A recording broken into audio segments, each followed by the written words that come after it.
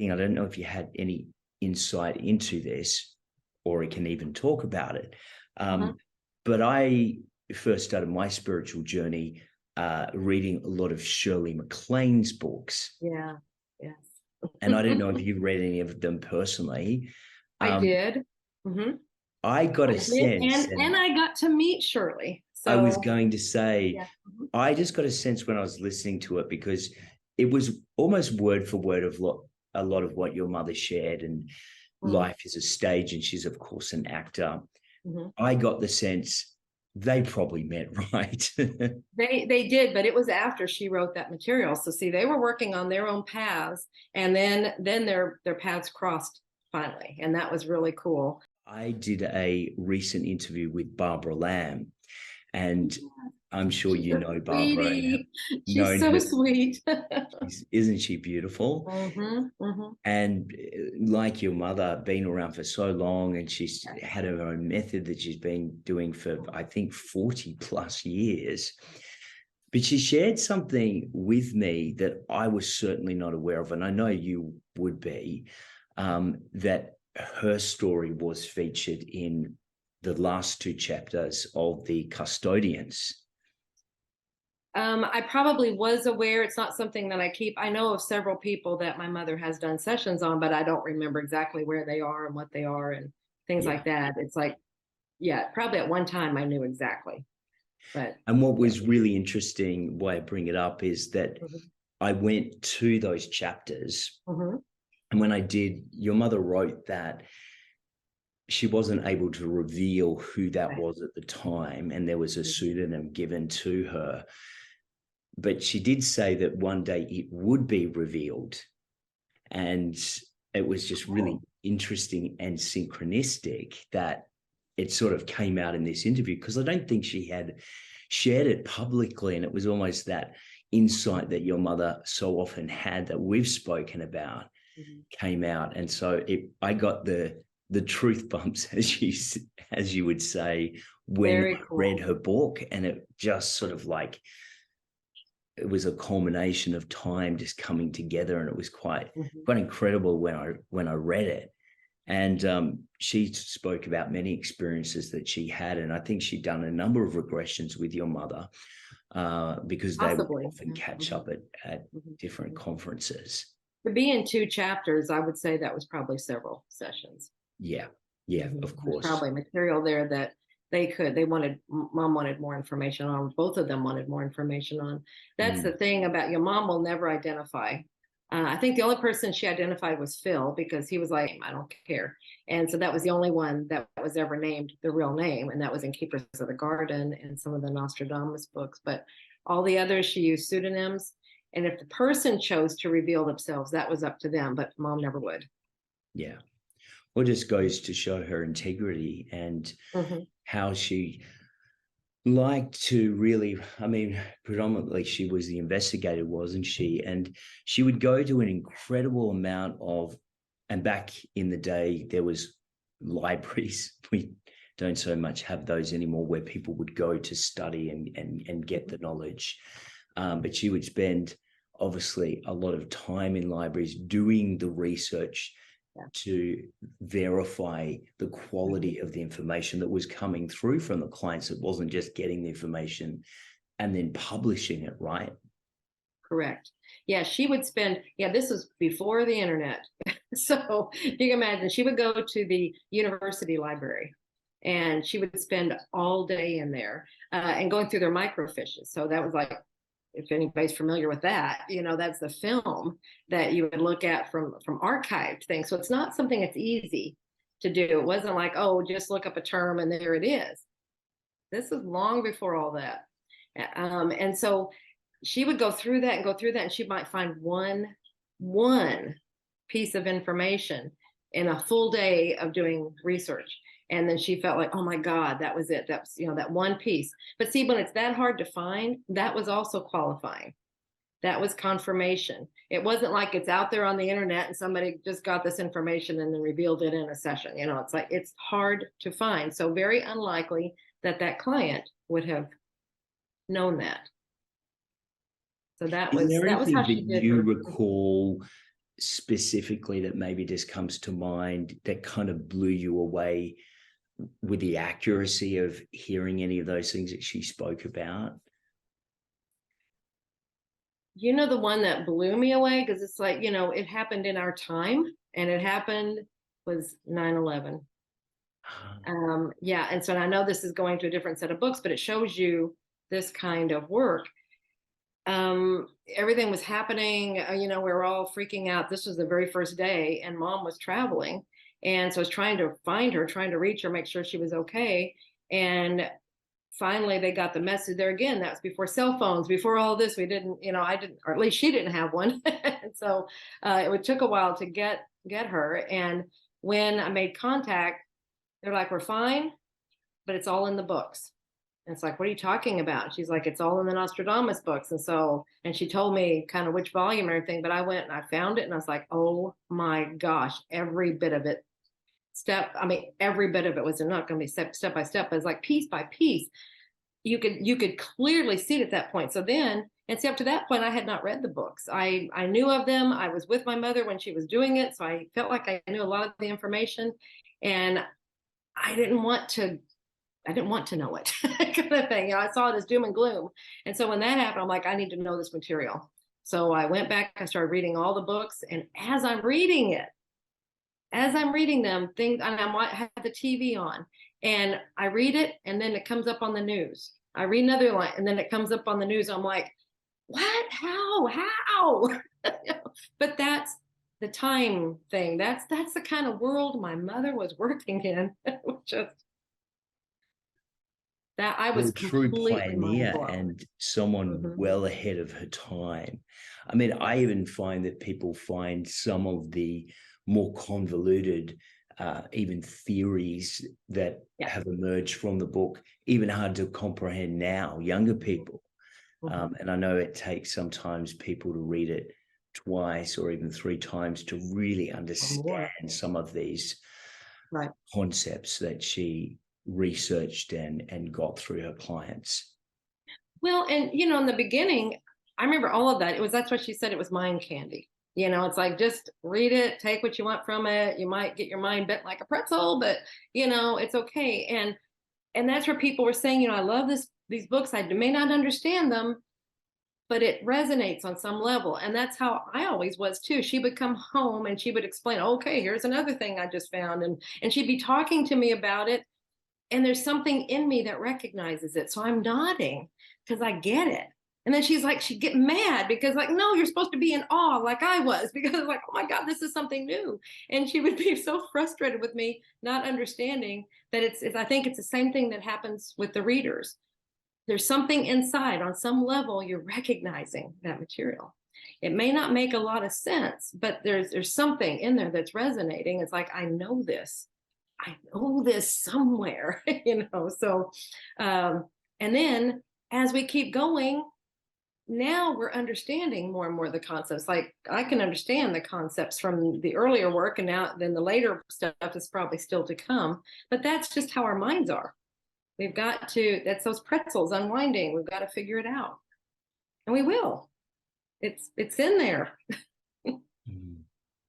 I think that's why the books are more popular than ever, because I think now people are ready for some of these concepts that I remember when she first wanted to publish, and they were saying, you know, what are you talking about? Past lives, reincarnation, when not interested. And now it's almost commonplace where people believe in past lives, people believe in reincarnation, and even some of the concepts around everything is energy. And Einstein spoke about that as well. And she sort of continued that. And another really interesting thing, I don't know if you had any insight into this or can even talk about it. But I first started my spiritual journey reading a lot of Shirley MacLaine's books. Yeah. Yes. And I don't know if you read any of them personally. I did. I got a sense. And I got to meet Shirley. So I was going to say, I just got a sense when I was listening to it, because it was almost word for word of a lot of what your mother shared. And life is a stage, and she's of course an actor. Mm-hmm. I got the sense they probably met, right? They did, but it was after she wrote that material. So see, they were working on their own paths, and then their paths crossed finally, and that was really cool. Shirley interviewed Mom, I think a couple of times on her show, and maybe even the other. I don't remember, it went the other way, but definitely Shirley interviewed Mom, and then we went out. I think Mom met her one time in California at her place, and then we both met her at her place in New Mexico. So that was really, that was exciting, and really that was a cool experience. What was she like to meet? I mean, it's so iconic, right? I mean, absolutely. She's a real person. That's the first thing I think to understand about all of these famous people and these larger than life, they're real people. The best way I like to describe her is she's intimidatingly intelligent. She is so smart, and it's like one of those, it's like, you're in the presence of greatness. That's the feeling. It's like she doesn't take anything off of anybody. I mean, it's like she knows her stuff and she stands her ground. She knows who she is. It's that kind of stuff. And very much like your mother. I mean, she was an absolute pioneer when she was sharing some of these concepts. I mean, and because she had the media exposure, she was called mad and crazy. And even to this day, some people think that, even though she's being accepted widely as very credible. And a lot of people share with me that started their spiritual journey because they read one of Shirley's books. And then the next thing is they found Dolores. Just as I've been reading over them the last couple of days, it's blowing my mind, the synchronicities between your mother's work and then her own journey. And as I said, almost word for word, I'm sure Shirley would have absolutely adored your mother. They were, yeah, and it went both ways. Mom absolutely adored her. So it was really fun. It was a good, I think Mom grew a lot during her, knowing her. So they had some visits, and it was good. I think, there's some things that happened there that I think was good exploration. It was good for Mom to kind of settle some things just within her own personal journey. So that was one strong woman meeting another strong woman on the same path. And I don't know if you are able to share this or not, but was Shirley able to have a session with your mother? Ooh. I don't remember if that happened. I don't remember. Shirley would have to say if it did or not. I don't recall. I asked want to say because no. In her book she spoke a lot about doing regressions herself, and I think she, from memory, had one with Michael Newton, and obviously he's passed on now, and she spoke a little bit about his work. I'm kind of looking and I'm reading more books as I go along, because it's been a number of years since I've read them. Right. Whether or not she is actually going to mention your mother in the books, I'm not sure if she does. Yeah, I don't know if I think maybe they intended to, but it just didn't work out. Maybe something like that. Mm-hmm. Well, that's why I just find this so synchronistic and exciting, because it was about 2 months ago, I got a really strong message to start sharing Shirley stuff like I have with your mothers. And then I sort of went with that, and I started researching, and as I said, read it years ago. But the synchronicities and knowing that I see both of these people as like masters and pioneers that really paved the way showers for, the second and third wave people like you and I, and the work that you're continuing with QHHT and every single practitioner as well. There was one, as you're saying that, and I don't know why this is popping in, but I use it a lot, or it comforts me a lot to help understand. But one phrase that Shirley had in one of her books, I can't tell you which one it was, but it was that people they find comfort with the devil that they know rather than the angel that they don't know. So in other words, when we want to change, we want to grow, we want to go down new paths, but we're so used to being with what we have, even though it's really, really uncomfortable or it's really not what we want, we're afraid of what we don't know. And that might be this angelic presence. It's wonderful. It's everything we could ever want. But because we're so used to this devil, we'll stay with the devil rather than go on to this beautiful angel. Yeah. So, and that's kind of human characteristics. And it's quite a common term used. I've even heard songs written about it. Better the devil you know.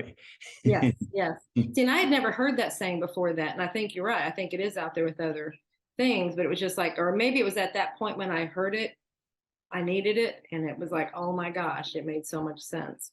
Well, you're probably right. Shirley was such a pioneer that she did come up with that original saying, and someone else has grabbed it, and it's become common language. It could have been out there, and it didn't hit me until, you know how it is, you get it when it's time. And so. And that's what gets me excited, just where we're at right now, because I feel like this in so many ways. I know it began in 2012 with this communation point.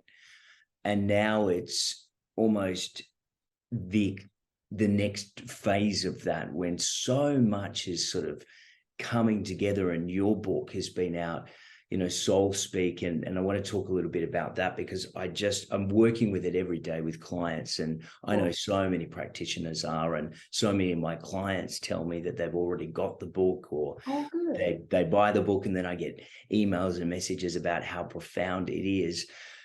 Do you want to talk a little bit about the development of that book and when that process really first started for you? Mm-hmm. Sure. It started, Mom was getting this information through her sessions. Her sessions were starting to transition. They were going from the history, and then she was starting to get this overarching, knowledge, like we're contacting something bigger, and it was going into that.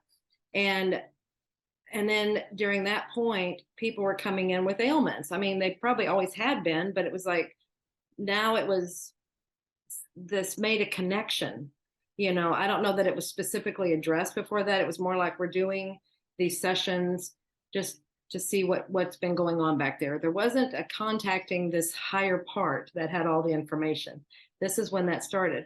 And so when it came in, at first she wasn't sure what it was, because she'd been talking to the ETs, she'd been doing that, and see, then it just segued into this higher self, this huge part of us. And that's when they started giving information about, well, like she'd just be asking questions in that part, and they said, well, that's why she has this, let's say, this knee problem, because blah blah blah, they're not moving on their path, they're not doing this, whatever. She's like, what? And then they'd explain some more of it. And so then she'd come home and she was telling me, she goes, guess what I learned today? That's what it was always doing. And so she would start telling me these things. I'm like, wow, that makes sense. That makes such sense, because I was a registered nurse for, oh my gosh, over 20 years, love the body. And that made sense on this, it's like logical in an illogical way. It just, something computed inside of me. I was like, and so then she started doing that. She'd go, oh, here's another one, and here's another one. So I'm writing them down. I'm kind of putting them in my mental manual, and then I'm starting to understand. It's like, oh, well, it makes sense. It's like, this part that has to do with movement on your path. This has to do, it's like, it has to do with what that body part or system does. Oh, I'm understanding it. It's like, and I mean, languages are fun to me. I love to try and figure them out. And so I think that's what this was. It was like translating a language. And so it was like coming in like a puzzle or something. I'm like, oh, wow, okay, so if this means this, and this means this, then I wonder what other things mean. And so then people just started coming to me. How when you ask questions, you create your situation, and you're drawing people to you that will give you the answers. And so then people just come to me, and they start going, it's normal for them to just start saying their woes when you ask them how they're doing. And they're like, oh, I got this ache and this, and these things are going on. And I'm just like, oh. And so my mind goes into playing this game. It's like, I got to figure this puzzle out. And so I'm like, oh, so is there something going on in this part of your life? And they looked at me like, how did you know? And he's like, you must be psychic. I'm like, no, your body's telling me. So then it becomes, see, then it's an intriguing puzzle now it's a game. And so my mind's going, oh, ha, ha, I'm figuring something out here, And so that's what I kept doing. I was delving more, and then mom kept coming in with more information, and then I'm digging in there myself. So it's a game that I'm figuring out from the inside out. And that's how it came about. And then some of the things there weren't, I went to Louise Hay's book and looked for some guidance, like, what is she getting on this? And I'd see if it resonated with me. And I'm like, okay, maybe, I don't know. And then I'd crawl into it energetically. I would crawl into that disease process. So this is where I was growing and developing. I was figuring out how to do that.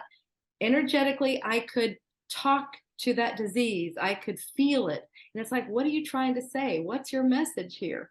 And that's how a large part of the book was developed.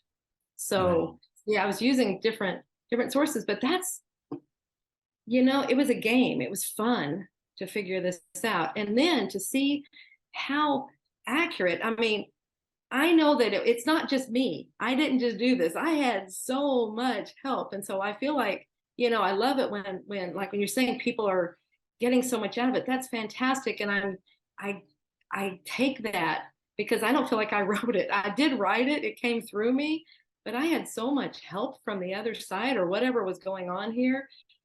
I think it's amazing that this came through and is helping people. Yeah. Well, I think I shared this with you already because we had to postpone our catch up when you were away. Right. My little 10-year-old puppy actually got really, really sick. And there was a number of things that happened over about a period of 10 days. Okay. And I just sort of, I was having a little quiet time, and I was asking the question. I said, why is this happening? And sort of going into it. And I wanted to ask you this. I don't know if you've come across this before. Animals almost become an extension of who we are. Yes. Do you think it's possible that the message could go through an animal to give you the message? Have you seen or heard of that before? 1,000 times, yes. Okay, good. In fact, I know I'm not crazy. Yeah, absolutely. And I even had a veterinarian confirm it for me. Wow, so, that's incredible because, I was facing a pretty critical juncture in my life, and it was to do with another business thing, and it felt like really good, and it felt like the synchronicity was there, and it seemed, this is going to be really great. And then right as I was about to sign the contract, my dog got pneumonia and first of all, it was like his face swelled up, and then he started vomiting, and what I did was I actually, I went within and I meditated, and I just got the message, I'm not to move forward with this. And because I was so worried about him, I got the message really clearly. And so I didn't go ahead with that. And then as soon as I didn't go down that way, it was almost, even the vet said it was almost miraculous, the recovery. That's how it works. Because That's they didn't exactly need the message anymore, right? Absolutely. You didn't need it anymore. You acted, you did what you needed, so they didn't need. What I found is what came to me is animals, especially the cats and dogs, the ones that we have very close to us, they are reflectors. They reflect back to us what we need to know. So it may be exactly what this veterinarian told me was he has seen where the animal has the exact same disease as the owner. So, but it'll be that, so that like if you're not seeing it, then they'll see it through them or a situation, like what you were seeing. They're reflecting back. Seeing pneumonia in the lungs has to do with fear of life. And so it's like if you were making a major move, it could have been that you were having a lot of intrepidness about it, and he was picking up on that and reflecting that back as you're really afraid of this move. You're really, this is not the best time. And he was showing you actually your feelings about it. You're just reflecting them back to you because maybe you weren't acknowledging them within yourself. Yeah. And sometimes we get so caught up and You know what? If I'm really honest with you, Julie, I would have probably gone down that incorrect road and probably would have caused. Actually, I found out that the person that I was dealing with, when I did some more research, that they had some shady business dealings, and it was like, oh, thank God I didn't go down that road. Yes, because it could have not been great for so many reasons. See, and on that other level, you probably knew that or something, and that's what your baby was picking up. It's like and there was something, they're reflecting the whole thing back to you. And you're absolutely right. There was something that, even though it seemed right in so many ways, there was just something that just felt a little bit off, and I couldn't quite put my finger on it. I think it's really, I think this is such a great thing to be talking about, because I know people watching this are going to go, oh, it might have reminded them of a time in their life when maybe their pet got sick, because we tend to be very close to our animals, our dogs and our cats. It's just a really interesting other perspective when you actually think it can be. You look at what they are having. And I had so many people asking me about it. I actually added it as a module in my online course, so that, because it's new information, it's like I need to put it in there. So many people were asking, but you look at what is it, and then you do the same thing that you would do for the person. What is that what's the message? What's it about? Like I know someone her cat just went completely into full-blown diabetes. And and it was like, oh my gosh, we'll say, okay, so what's going on there? See, diabetes is lack of sweetness in the life, no joy, no fun. And so that's what the cat was trying to show her. You're not having fun. You've left your dream. You left all the fun stuff in your life. And I'm trying to show you that. And now here's something that can happen. And I want you, because you're the proof of this, Paul, is that this person started feeling very, very guilty that her animal is going through this, to try and teach her and show her this. And it's like, look, this is what, they know why they're here too. This is what they signed up for. And they're very close, and they're reflecting, and they know that. But as you saw, as soon as you make the change, and you get the message and you make the change, miraculously healed. And that's so how interesting. her cat is as well. And I know your mum spoke a lot about it, and I shared it recently. People just love this message as well, is that, when the animal leaves the group soul, it might be a flock of birds, or, a group soul in nature, and they want to make the transition to become an individual soul. And your mother spoke about, when they get a personality, when they're given a personality, they get an individuality. Right. And that's where they almost make this evolution. So did you see it in that same way that she spoke about, is when we take an animal into the home, we're actually a part of their evolutionary process as a soul? I believe so, because you can almost see it happen. In fact, I don't want this to sound crazy, but I had a cat tell me that. And that's just a psychic tuning into it is. It was just, this cat was it was pretty distant. It was just like a cat. It's like sometimes you have an animal, it's just there. And I think that's when they're part of that group. And then he got sick, and he needed more attention. And so that's when I got connected to him, was when I was helping him through that and stuff. And then, he did really well. And we were close after that, because we had that encounter. And then not long after that, he died, and it was by an accident, and I'm not going to go into what happened there, but I'm just like, what was that about? It was just something that, many animals, when they're going in and out, a lot of times they'll just go off and die. They don't do it right where you can see it, but it happened where I could see it. And I'm like, I was, in shock. And so I immediately started talking to him. I'm like, well, what happened? Well, I don't understand. And I said, why did it have to be that way? Or thing? He said, I needed you to see that I left. I needed you to understand, so you wouldn't question what happened. You needed to know that I was gone. But because of what I'm getting the truth bumps all over me here. Yes. Because of the compassion that you showed me right there at that point, that allowed me now to go and go on a different journey. And it was just like, so yes. Wow. I know that. And like you said, they will talk to us. The animals do have things to say, but you've got to get yourself, you just got to allow it, and trust that what's coming through. But it was so beautiful. He was like, I knew you would understand. So that's why he wanted me to see it. And cats specifically see energy first, right? Yeah. Mm-hmm. I know your mum spoke a lot about that, is, first they see you energetically, and then they start getting into the senses. And look, like you said, with the body, it makes so much sense, like common sense to me. And I know that the scientific world can think it's a bit crazy, but it just resonates. It just makes sense, because we almost see it, don't we? Yeah, that's what I mean by it's logical in an illogical way. That's where that part of you is trying to explain. It's like, but it does make sense.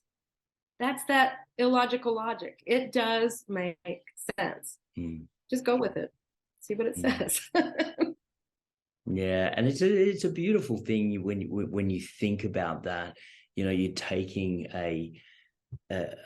like a group soul essentially, and you're giving it an individual personality, and you're helping it evolve along the evolutionary process. It's just a beautiful way of looking at it, even if it wasn't true, and we know that it is. But even if you were just looking at it that way, you'd just say, oh, it's a nice way to look at it. I get a lot of comments, actually, that people that say, well, why would you want to become human? Go back to being the dog or the cat. Well, and that where, maybe they're not becoming human, but they are doing something different. They're shifting their experience.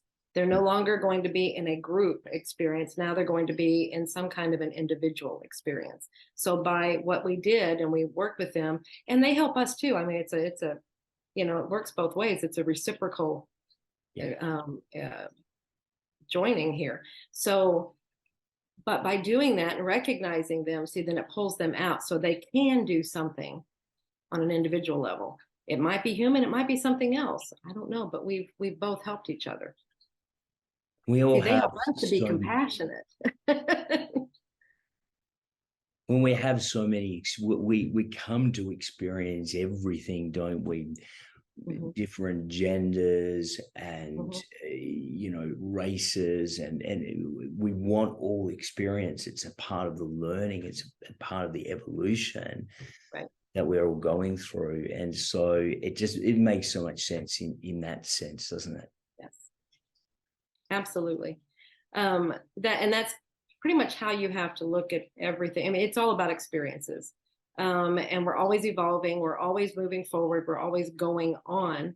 Some people say, well, when is it over? And it's funny how we're always wanting the end. I want to know what's happening here so I can understand this journey better. I don't think it ever ends, because if you think of it as an ongoing, evolving journey, we're all about experiences and what else can we explore, and what else. It's about understanding our experiences. See, that always feeds up to the whole, and then to always give it more information. If you want to look at like a computer, it's always giving it more information to create from. So why would it ever be over?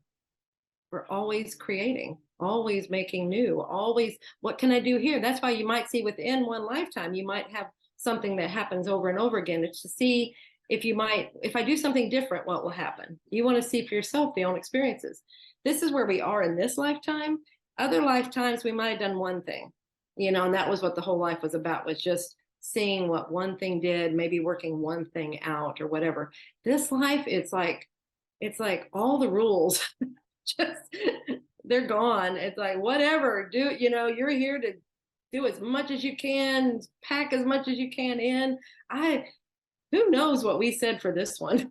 I mean, it's amazing. I mean, how many lifetimes do you feel like you've lived already, Paul, in this life? Even in this year, I feel there's more than one. Yes. Yes. And it's just, and that's what I mean. And I think, the typical, I think what's gone in the last couple of years, and I'm sure it's the same for you, is that, I remember years ago where, you'd have a year to year, and a year would seem like a long time, right? Like a year from January to Christmas time. Right. It feel like a long time. And now it just feels like it's moving at a different pace. And I believe that it is, right. Like the time itself is changing even as we speak. I remember years ago, Mom and I talking about this on a show one time, and it was like there was scientific evidence that time was speeding up. I mean, I can't remember what it was, but it was showing that things were happening. It was scientific evidence that the earth was shifting. There was scientific evidence of all these things that, we're all feeling and we know. It's just, for the most part, there's no evidence or nobody's saying it, but we can feel it. Yeah. Yeah. It's happening. It's like a knowing, isn't it? It's like our higher awareness or knowledge. There's just stuff we know. And I think we're getting more in touch with this higher aspect, or as I know your mum defined it as them, which, can be referred to as the higher self, the higher, the oversoul, guardian angels, the source even. I love that terminology that she used, them. I think it's just about, I tend to use it as well, because I think it points to more than one and points to something greater than us in the physical form anyway. But you always get those people questioning, well, who are they? Absolutely. Who are they? And that's a valid question. It's like, what is this? Who are they? One of the best ways to have a better understanding would be to have a QHHT session, and then you experience it. And that's when, because I was having the feeling of them, and I was getting the information, and I could feel it coming through me. And then Mom and I had a session with her. This was because I had been working with her for years and years and years, but now she was doing where you contact that other part, that higher part. And so we finally did that. And when that happened, it was like I could feel this group behind me. And it's like they were standing behind me. I'm like, oh, that's who is always talking to me. And it felt like a group, and the cool thing about them being behind me was it's like they got my back. That was the feeling. It's like, we got you, we're supporting you, and we're always here. And someone asked me one time, well, did you turn around and look at them? I'm like, that never entered my mind. And no, I didn't, but I could feel them. And that's why I call them. It's like, it is a group. To define it, I don't know. And they don't need definition. I think that's us that need the definition of what they are and who they are. They are they told me on another time, they said, just call us the guidance team. That works. Yeah. I like that one, actually. Exactly what it is. We're the guidance team. So. And we just see it showing up when you're connected and when you become aware, you see it happening almost before you. I think the more awareness you bring it to it, the clearer the clarity is there to see. I always call it eyes to see those things. Some have eyes to see, some don't. Yeah. I wanted to sort of segue into talking a little bit about QHHT, the method, obviously, that your mother developed over, it's at least 45 years. It's probably beyond that now, isn't it? Yeah. When you count her experience, and then it, because she was working on it and everything. And then one point they told her, you need to start teaching this, because she was doing it herself and getting all this information and helping people. And then it was, like I said, it was moving into the healing realm and things like that. And her list was getting longer and longer of people to see. And then they came through and they told her, you have to start teaching this, because you can't see all the people in the world that need this help, that need to have a session. So, and she's like, oh my gosh, I don't know if I could teach it. I created, how do you teach something that you create, And so that's when she started breaking it down into like kind of how she started understanding and learning it and whatever, how it developed. And that's where she started teaching it. In the first class, she just called it the guinea pig class. She's like, I don't know if this is going to work. Let's just see. And so she had a group of hypnotherapists, because she thought that would be the only people that could understand what she was doing. So she had them and she was teaching, this is what I'm doing. This is how I'm doing it, what I do here and here. And then they all went off and practiced, and oh my goodness, it worked. So she's like, So that's where, then but that was all from her experience. And then it kept developing as we went on, and we, just kind of honed it more and more into, well, what we have now is really, it's easy. It's easily taught. It's just a step-by-step process. It's an easy system to learn. You just have to practice. It's not something, you're going to get it the first time. There's you have a voice that you use. You have techniques. There's parts, you do things in certain ways. And you operate from the heart. Not everybody knows how to do that. So there's little things. Maybe I should say it's a simple technique. Maybe it's not necessarily an easy, but it's a simple technique that have step-by-step process to learning it. It's not complicated at all. Some people like to make it complicated. That's maybe their process. That's okay. But we have laid it out the best way we can to make it as easy as possible. And but we have thousands and thousands of practitioners all over the world, like yourself, that are doing this. Well, a lot of people come to me, even clients have said, oh, look, I'd love to do this method. And there almost feels like from their perspective, within a city, it's kind of going to be a competitive thing. And I always say to people, it's like, can you imagine, and the city I live in has about nearly 4 million people. I said, can you imagine being in a city and having 4 doctors for all those people? Yeah. I mean, we need more practitioners more than ever, right? I mean, Exactly. because people are waking up more so now than ever before. It's so obvious. I mean, everyone listening to it will know, even people within their own family that are opening up.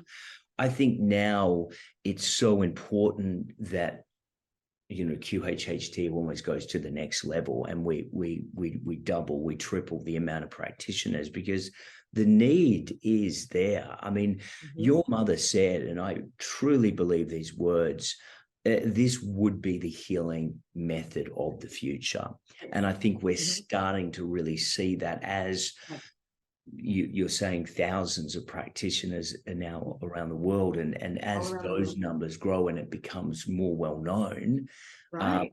I truly believe that will be the case. I completely agree with you. And we've had that, I don't know if you could call it confirmation, but definitely stated in someone's session. They had someone that, like, in a futuristic time, okay, and then they were saying that they were looking back at this time and saying, this is when everything shifted. This is when this was the groundbreaking time, and this is when it's like this was the edge of the new medicine. They called this this is the new medicine. So that we've had that from that future time confirming that. Well, and I think this is why your own book is so remarkable, because I think it complements QH. I mean, I use it every session without a doubt, because you just have to go there because you go through the list of what the physical ailments are, and you have questions. You have questions, and they have ailments. Yeah, you go straight to your book. Better and questions. I think that the two together, and I know you've got an online class for that. Do you want to talk a little bit about that? Because I know a lot of people have read the book, but they haven't done the course. The online course complements the book. It's like, the book can stand alone, the course can stand alone, but the two complement each other. The course goes into more depth. It covers the material, but then it goes into more depth with actual experiences. I talk to practitioners and their experiences within each of these phases, these sections, these categories, and they're giving real. I mean, before in the book, I have like sessions that my mother did, okay, and this is where this was coming through. Now we have actual data, new data, and this is how it's still coming through that supports everything that was in the book.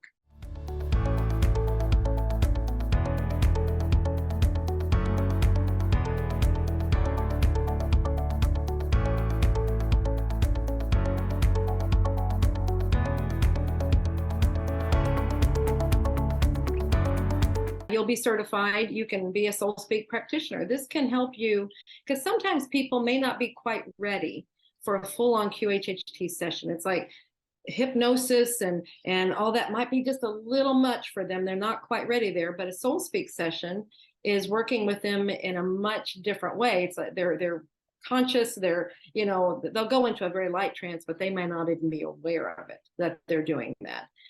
So that I see is making a wonderful bridge. Then it gives them their information, and then if they want to go deeper or whatever, it's showing them it's not scary at all, and then they can go on and delve deeper and get more information. It's really going to be more information, maybe more spotlighted information from a QHHT session. So yeah, because I certainly setting. find for a lot of people, you know, when I get contacted anyway, the number one thing is it's a physical ailment.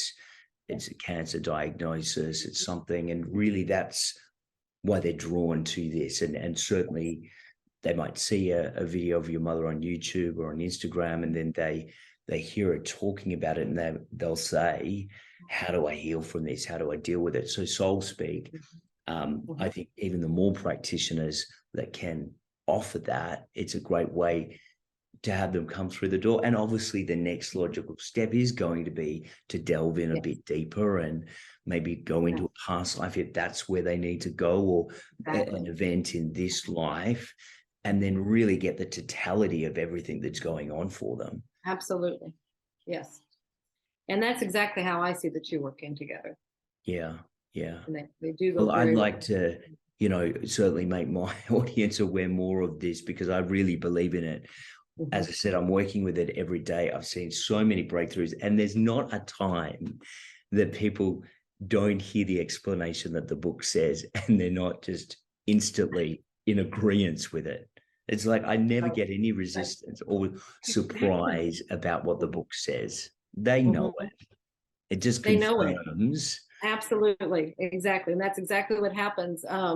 It's always just, well, this, you know, sometimes I'll get intuitive hits too, you know, and but that's what the book was about too, is I had to go in intuitively, remember?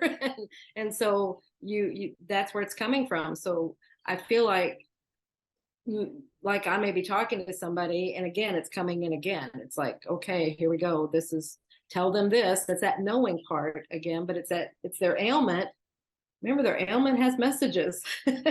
And so then I'm picking up some of that, and it's like, well, what about this or something, you know, along this line, you know, you kind of give a broad thing. And I like the information to come directly from the person, because then it's not me telling them, it's not coming from an outside source, it's coming from them. That really gives them strength and power. It's really empowering that person to know that they can actually get their own information. Their body's yelling at them, trying to get it to them. So now it's time to start talking, listening to what the body's saying, what the higher self is saying through the body, you know, just start listening.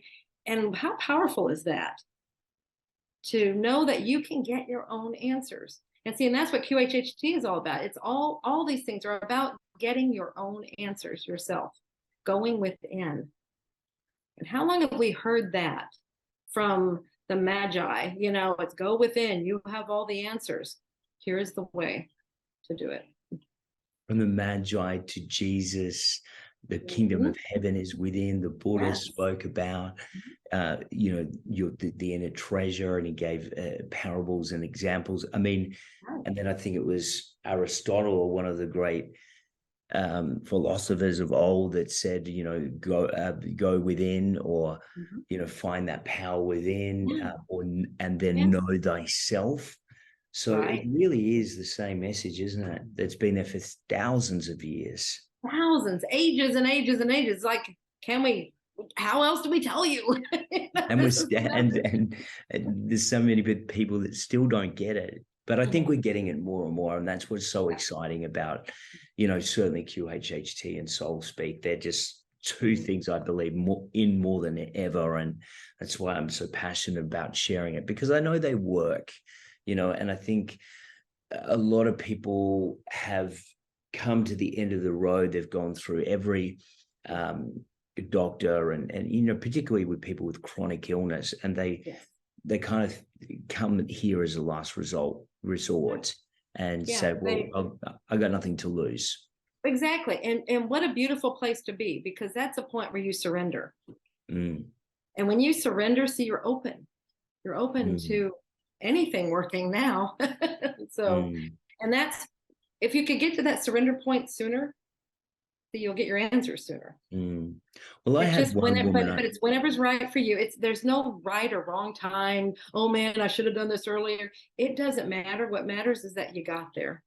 Absolutely. You know? Well, I had got a message from a woman, and she emailed me and said that she had been given a diagnosis by her doctor for she had advanced ovarian cancer, and she said they'd given her about a month to live or so. And so we had a session and we went through everything, and Soul Speak was one of the tools that we used, and we typically went through the 6-hour session of QHHT. And when she was under, I asked her higher self whether she needed the lesson to leave the body and transition. The higher self came through very definitively and said absolutely not. She needs to be around and she needs to share her story. Well, I think it's been 14 months now, and she got the lesson. So she got the message, and she's doing really, really well. So I know it can work for these really extreme situations. I think there's always hope. And doctors tend to just really want to deal with the symptomatic level, don't they? I mean, that's what, and you've been a nurse, so you know this, is a doctor wants to look at the symptoms. So, okay, you've got pain, let's give it a pill, or there's an issue in this part of the body, let's operate. But your mother really had the ethos of going to the root and dealing with that, and then watching the miracle happen from that point. And in the Western medicine's defense, I think they're going to the root. By doing all the tests, they feel, you know, they're getting the cause of these symptoms. Okay, it's this organ, it's this system. But see, there's a deeper place to go. You haven't quite gotten there. Excuse me. Oh, there's the throat. Going, I don't talk. You're not quite there. And but I think that's just their teaching. And it's just, this now you've gotten here, it's this organ, it's this system, it's whatever, now treat that, and you've got it. Okay, but there's more. You got to go below that. Why is that system acting up? What is going on there? What is it trying to tell you? There's a message, and that's, we just go deeper.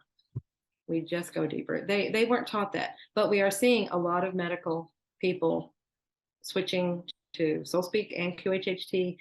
They understand. It makes the same illogical logic that it did to me. So it's shifting. Well, I've even interviewed a couple of doctors on my channel, and they've come to that conclusion as well. Now, it's not that they're not still working with, and obviously, if you have a car accident, you're going to need to go into hospital and get vitals done, and all sorts of things, and you know, to be operated on a certain extent. But obviously, that's a very different thing to you know, just going under. Actually not. And this is what I say, because some people are like, well, I can never go to the doctor. And it's like, no, the doctors, they have their places, like what you're saying, car accidents, acute situations, even if anything that you're not understanding, get it treated. Go ahead and let them do what they do. But at the same time, you go deeper, find the deeper thing. It might be that they want to put you on some medication or whatever. That's fine. Let them treat the symptoms, but don't stop there. You have work to do now. This is a message for you, not for them, for you. So you go deeper. And then that's when you get diagnoses like, oh my gosh, I don't understand. The doctors will say, it just cured. It's just gone. What happened? And you're like, you know, that's where you do your part. Yeah, it's medicine a really has great its and role. important point. Yeah, they got to put you back together in some situations. So let them do their job. They do it beautifully, but then you do your part. Yeah. And this is why I like that term holistic health, because it really is dealing with it holistically. You've come to accept, you've got to that point, you get the help, the support that you need from the medical community, and then you do the work. It might be QHHT or Soul Speak, and you find out why that has been created, why we created it in the first place, and then you deal with that. And it might be an ongoing process. Some things take time. You know, forgiveness, I know, is a big one, and or anger. And anger can be a process of letting go. It doesn't always happen within a few hours. It can it can be a number of months and even years for some people. Right. And it can be in there in layers. And you're like, man, I thought I had that done. And then here's another layer. I thought I forgave. Oh, here we go again. Okay. Yeah. But just allow yourself, be kind to yourself, and allow, I mean, especially a chronic situation and cancer and things like that, you've got stuff buried deep. So allow yourself to unwrap it, you know, if it needs to be a layer at a time to work on it. Some people can get through it like that. It's however you work on things, but just allow yourself to go through that process and be patient, be kind to yourself. That's so important.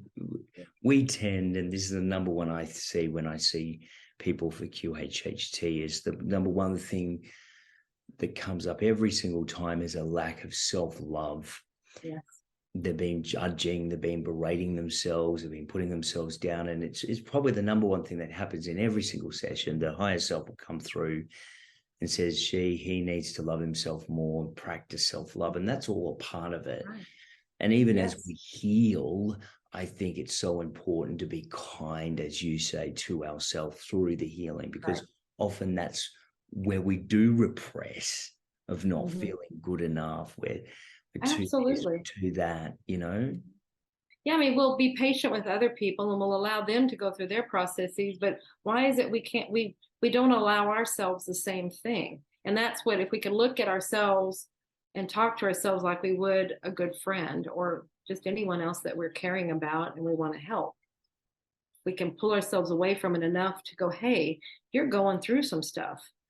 Let's just allow it to happen and go through at your pace, what feels right. And just, you know, there's no pressure, there's no time limit, there's no demand. Is that just allow it to happen, and you'll grow tremendously from it. You have so much to learn. That it's all about learning. What are you learning from? Whatever you created it to learn from. So let's see what you're learning from it. Yeah. And it comes back to the concept of there's no right or wrong, but just positive energy, negative energy, and ultimately lessons for our spiritual evolutionary growth that we came here to learn.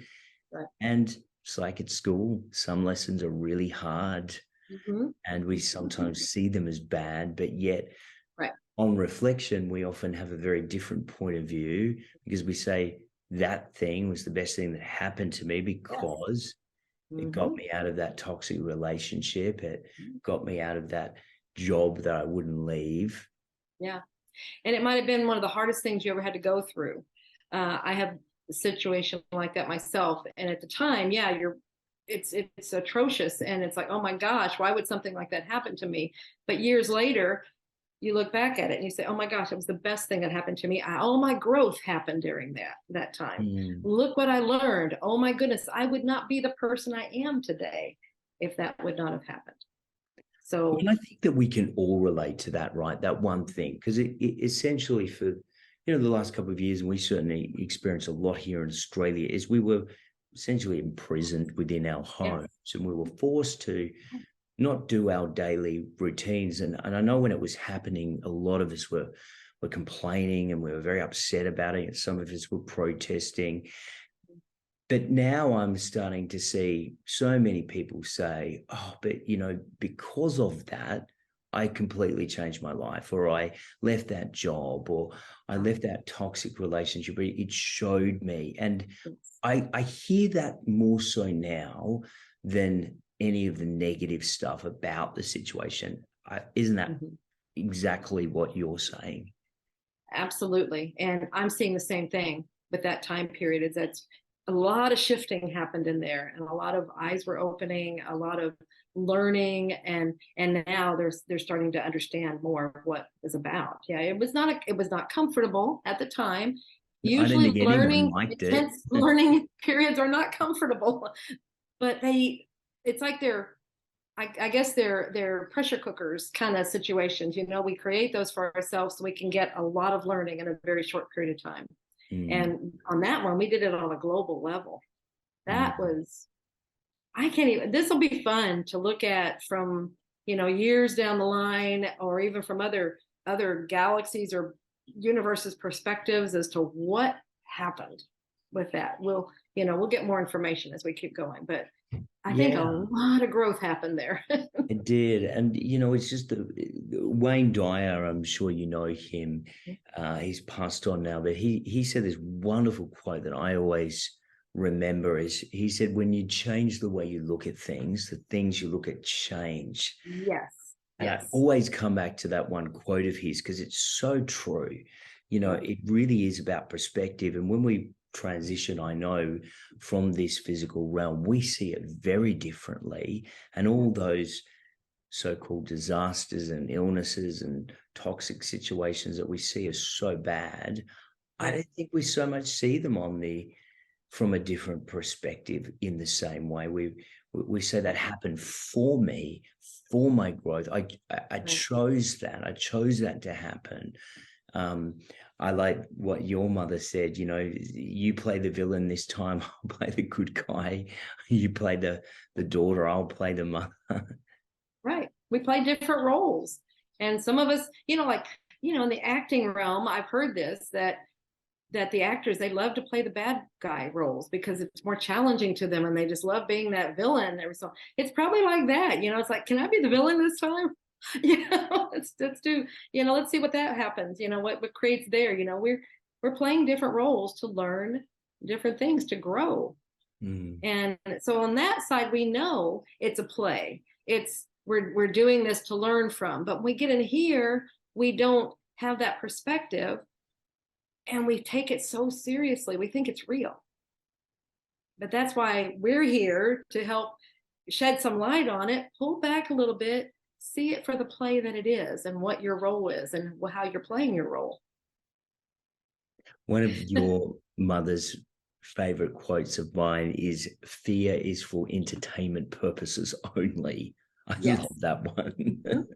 Me too. Yeah.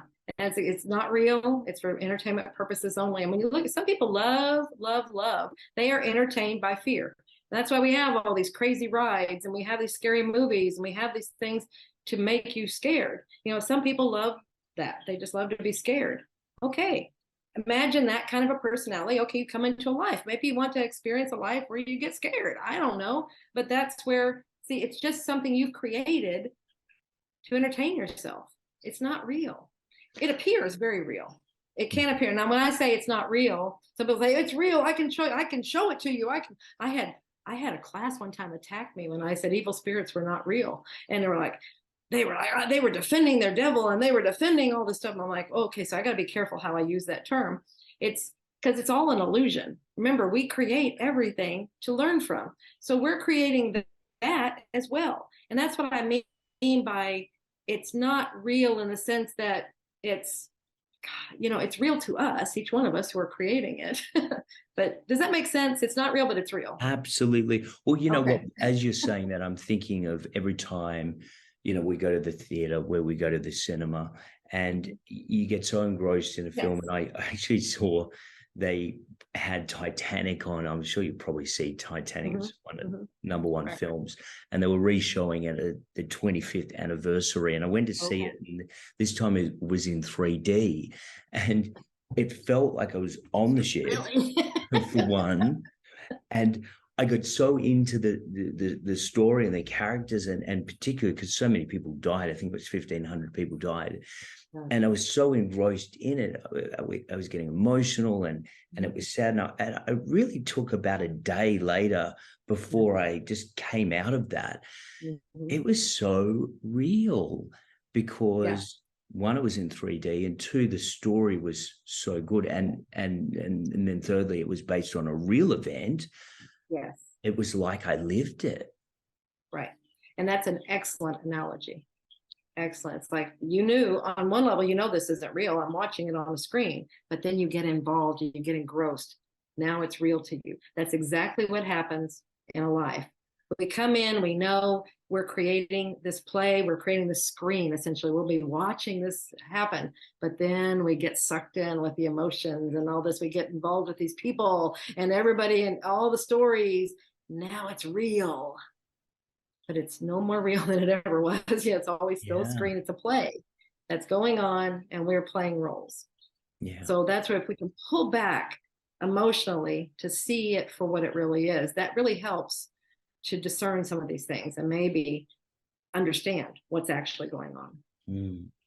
What it does as well, it turns the world from a very cruel, confusing place into a very orderly place, and an empowered place of we choose, we make choices, we don't like what we're experiencing, we can change it. Nothing is set in stone.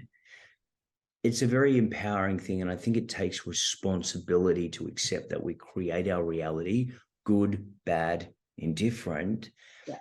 And a lot of people don't like that, because some people like to identify with maybe a victim mentality where they love telling people the story about how unfortunate they've been in life and how something happened. Yeah. Even if you offered them the solution, and I've even seen this with clients before, you offer them the solution, they actually don't want it because they love their identity. They love the character they're playing so much.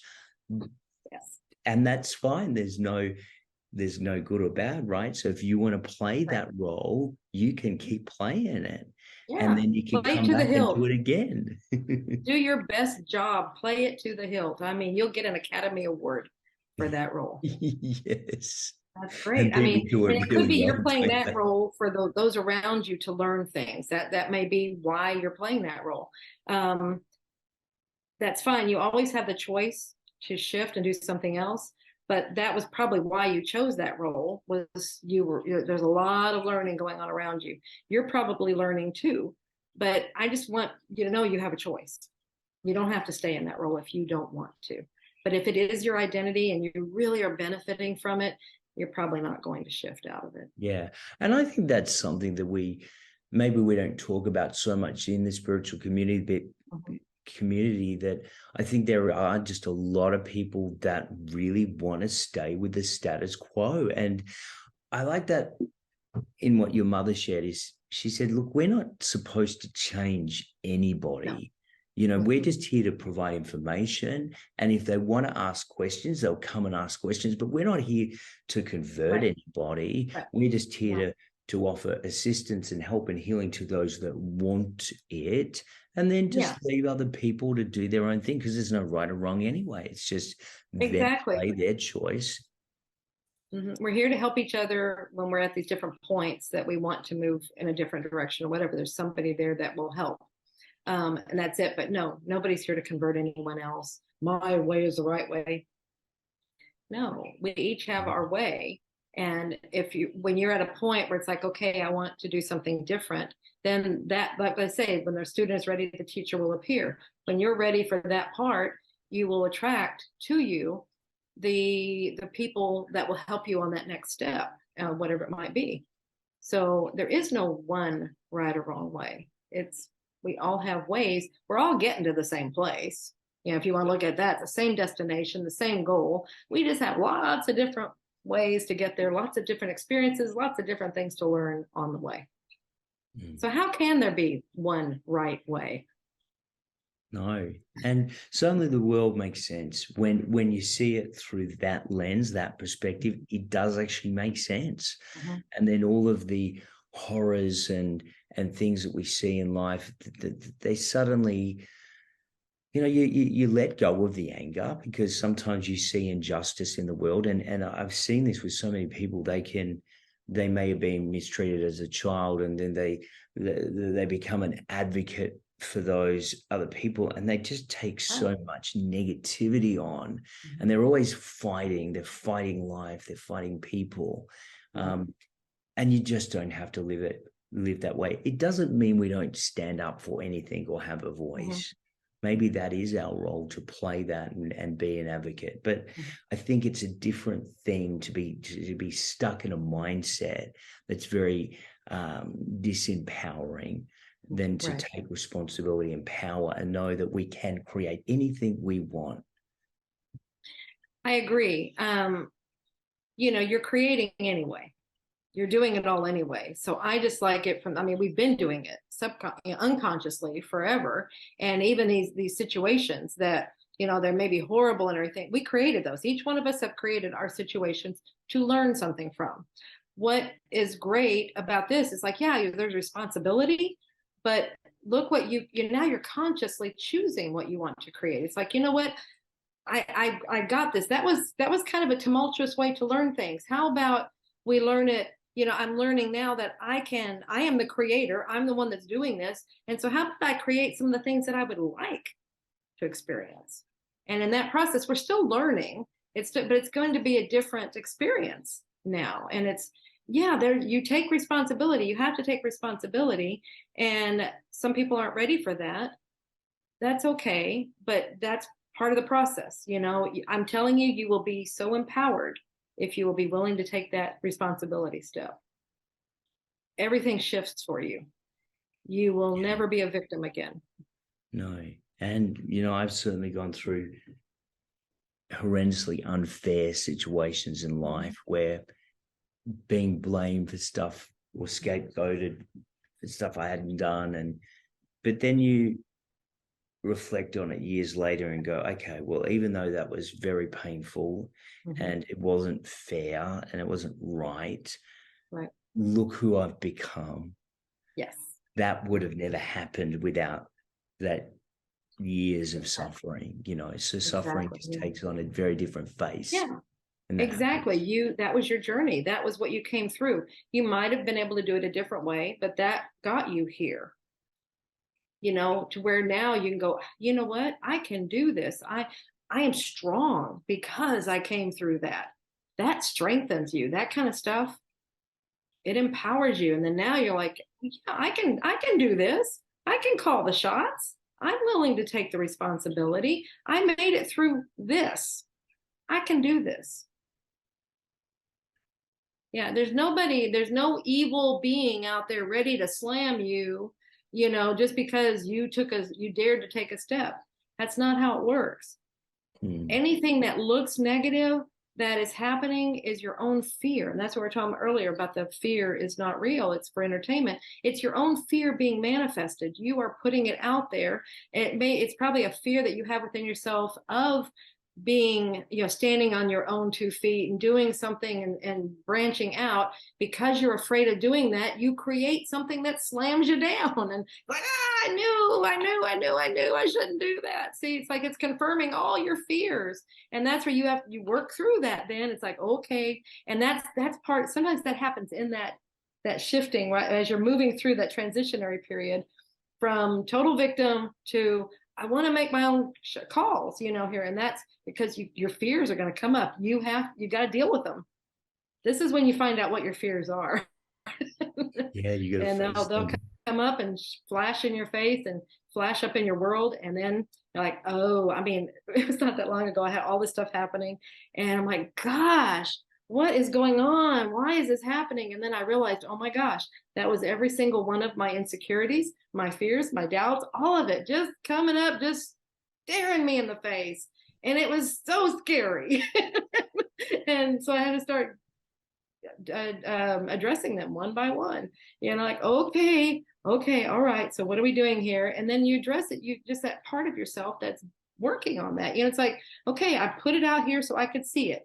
This is what it looks like. That's exactly what my fear looks like, is that I am completely not capable or whatever. And so it was showing me all that stuff. It was presenting it to me in a way that I had to confront it. That's what fears do. They're just showing you what your insecurities, all your stuff that you want to deal with, you want to confront. It forces you to confront it. It forces you to look at it and figure it out. And so once I saw that and I realized, I made the connection, it's like, oh my gosh, that's right. That's all the stuff I was wondering about and I was worried and I was doubting and whatever. Over here, it all manifested. I'm like, ah, I did that. I did that. So then, like I said, then I just started, okay, now I'm going to make new thoughts about myself. I'm going to shift things. I'm looking at this. Yes, that was my fear. I have now faced it. I have now worked through it. And now I have other things to think about in there. So see, it's good. It does not feel good at the time, but it's good for us in our growth. Yeah. Well, it makes me just think about conversations we've had in the past. And I know in the last time we sat down and chatted, you spoke very candidly about, losing your mother. And probably when you were going through that situation, I'm like, there were probably days you were screaming out and why, like, this just makes no sense. It wasn't supposed to be this way. Like what we've just discussed, now do you see all of that very differently? Because obviously QHHT's expanded into the thousands, and your mother's videos are being shared with millions of people, and the books are selling probably faster than they can print them. Mm-hmm. Do you kind of see it like, okay, she's now so much bigger than she was limited in a physical body, and all of this healing, all of this growth is all happening probably because she's able to do so much more? Because I know she's active, she's doing stuff through me, through you, through all of the QHHT practitioners and even their clients. Mm-hmm. Yeah, and she said that when she was passing, I could hear her say that I can do more on the other side, because she was in this limbo state for a while. It's like Blair, I think you work with him. Because I was like reaching out, trying to understand what was going on, and he called me and he's like, "This is what I'm getting. I'm talking to her. I'm seeing her, and she's talking to her counsel, and they're trying to decide what to do. So she's trying to make a big decision here, and then when she decided to go, it was like, that's what I heard her say. I can do much more on the other side than I can here in the physical world. So that's, and she is, like you said, she is. Oh my gosh, she's everywhere. Well, I remember watching a Guy interview that you did, and I think that was one of the questions Regina Meredith asked you, and your response to her at the time was, it was almost days after you were getting reports from people of, hey, she showed up in a session, or I've connected with her. And it's almost like she didn't, there was not a moment to spare before she was communicating with people. Because she was doing that even before she passed. We were getting reports of, like, we were in Germany. And it was so funny. We were taking a train from one city down to the Alps. We were doing a class. I can't remember the name of the city, but it was in the Alps. And it was like maybe a couple hour long journey on that train. And she had done a lecture in the city we were at first. And then we moved on to where we were going to do the class. And by the time we got there, we got messages. People were saying, wow, you were in my session. Dolores, you were here. And she was resting. I think she took a nap on there. Like, she probably nodded off or something. And she's like, wow, I didn't, but we were getting reports before she ever passed that she was starting to do this already. She was coming through in people's sessions. And so she was just continuing her work. That's something Blair said to me when we caught up in person, actually. He said, the masters, and she was a master, they continue in their work, even though they transition, they go on, and, maybe thousands of years might pass in the earth plane. And these masters just continue their legacy, their work. And I loved it when he said that, because I really felt that's really what she was, a master in so many ways. Did you get that sense growing up at all, now that you reflect on it? It just, that she would become what people accept she is today? I don't think so. I think she was just doing her thing. It was later when I started really, she had exceptional abilities. She had things like, she had an ability to, I think I talked about this before, when she would read palms, and And she would do like, because we were in the military, they would go to these officers, to the club, they always had these club functions and stuff like that. And so somewhere in there, I guess she started reading somebody's palms. The next thing you know, there's a big line forming for everybody, for her to read palms and stuff. So it's like, that was maybe an indication back then that she had something. She was always curious. So that was probably a huge trait. But otherwise it's just, she's my mother. You have your mother-child relationship, and you're going through all, you're just focused on yourself. But now looking back, she was very curious. She started writing articles. She did that really well. So she had a talent for writing. She had a talent for being curious and asking questions. See, so that was kind of setting her up. That's where she was, going down that road of, because that's what she teaches us every day. It's how she got the information she got, was by asking those really good questions and being very, very curious. And then her writing, she loved writing. She loved history. She loves the unknown. So, yeah, she just loved to share. So I guess those traits, yeah, they're always there. And then they just, I guess it got more refined and pinpointed on an area. And then, yeah, I don't know how it's usually years and years later, people do studies on someone's life. And then okay, when did all this start and everything? I don't know if we're far enough down the road yet to really see what happened when. I think it's an inspiring story. It's an inspiring story for a number of reasons. But one thing that particularly inspires me is, we may look at our own lives and think that, we see the legacy that Dolores left, and we look at our own life and we feel insignificant, or we feel small, or we don't feel that we have an impact. Something that inspires me so much about her and her life is that really everything came to fruition very late in life. She was quite old. I don't know the exact age she was when she really started her work. I know she started with your father practicing hypnosis, but then she sort of stopped for quite some time. But it wasn't really after she passed that she really skyrocketed into the person we know today. I think it's just because she was so ahead of her time. Her concepts, all that information was just way ahead. Just like her first books, people are like, reincarnation, what are you talking about? See, it took a while for the world to catch up to what she was getting here. She was just way ahead of the curve. And now because even science is now confirming what she, 30, so 40 years about energy. Yeah. So that she was just way ahead of her time. And, it's unfortunate for that person, because we've seen a lot of people that do that. And it's unfortunate that they don't get to see necessarily in their lifetime what happened.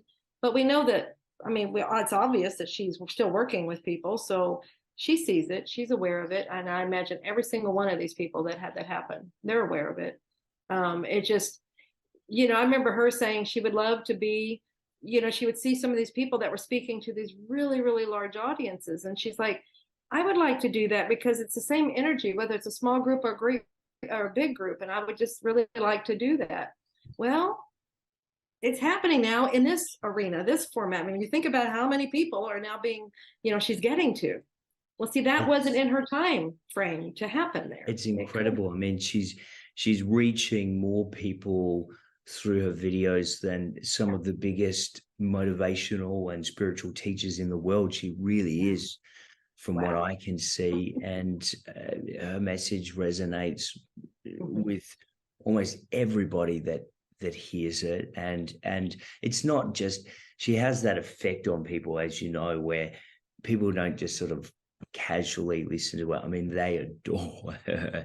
They love her style. They read all her books. And what I love is watching people, and even clients of mine, follow in her footsteps and become a QHHT practitioner, because I think that is the pinnacle of this.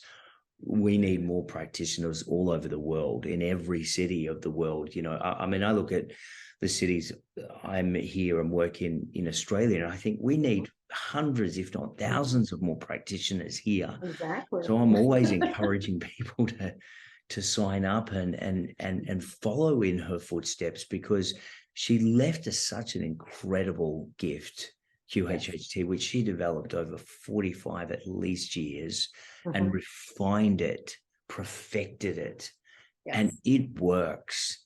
I mean, I know it. I work with it every day. I see it every day. And that's why I'm so passionate about sharing it. Yeah, and I appreciate that, because that is huge, and that's exactly what it works. It's just it's other level of knowledge and ability, and it's just being open to it. Once you really understand what you have in your hands, it's like, why would you do anything else? It's so powerful, and what you're helping the person do. This is what I feel like the greatest thing. Yes, they're healing and they're getting all their information, but the biggest thing I feel like they're getting from it is how to make that connection themselves, again, to get their own information, to get their answers. So we're teaching them through a session how to make that connection so that they can do it consciously anytime they want. Yeah. That's powerful. It's powerful stuff. And every day is exciting doing this. You know, I know you get that feedback from all of the practitioners around the world, just how exciting and fulfilling I think this work really is. It's fulfilling in so many ways, watching people grow, watching people heal, watching, you know, maybe decades long illness or unforgiveness and transformations. Every day in my email box, I get follow-up 6, 12 months, 2 years down the track from people just saying how much their lives have been transformed and how grateful they are. And I almost don't, you know, as a practitioner, I'm just a facilitator, but I always know that is what your mother created and what you created with Soul Speak. And it's just, I think there's so many people who are just so grateful to you and your mother for everything that you've given the world at this time.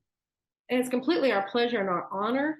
I was just thinking as you're saying that, it was like, I remember when these things were first starting to happen, when we were seeing healings, and it was just like, what is going on here? Because it slams in the face of everything we've been taught, you know, and they're like, what is happening? It's a miracle, it's whatever. And then we were trying to analyze just exactly what's going on. And that's why, you know, we get more and more information. She would ask more questions of that higher self. What is happening? And that's then, like I said, I would analyze. That's where the Soul Speak information came in. And it's like understanding it.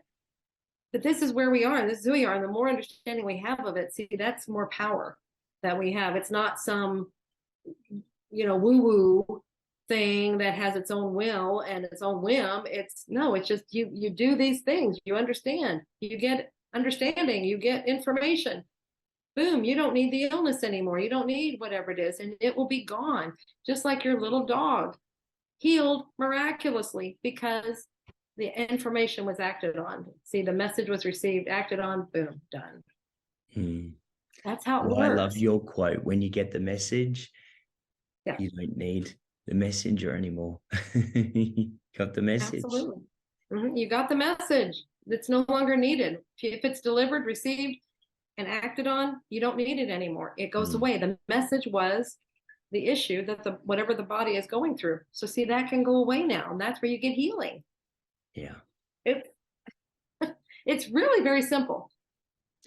Yeah, if you'll just allow your mind to be open. We just like to complicate it. We tend to complicate it, but it is actually simple when we put it in this way of thinking, and it's certainly changed my life, and I know so many others. Hi, I'm Julia Cannon, and I have been teaching QHHT for